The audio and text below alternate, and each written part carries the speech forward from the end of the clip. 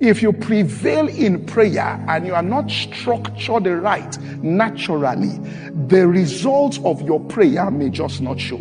Are you following what I'm saying here?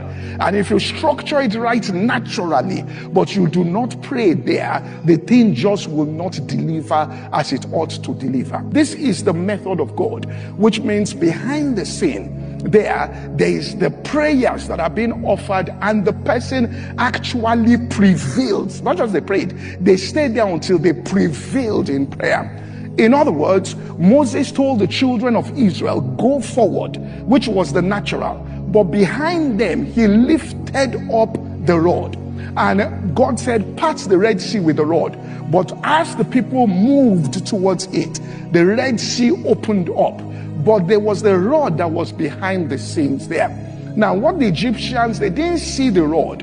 And that's the invisible part of the work which you are doing in secret. So they looked at it and just thought the children of Israel will go. It went in that way. So they too attempted to do the same, which means they put the same structure in place, but had not prevailed in the place of prayer.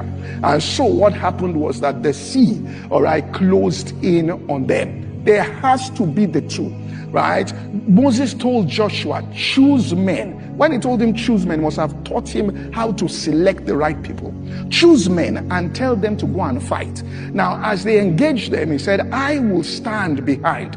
And he put up the scripture. He says, I will lift up my rod. He says, choose out men and go and fight. Fight with Amalek. I will stand on the top of the hill and the rod in my hand.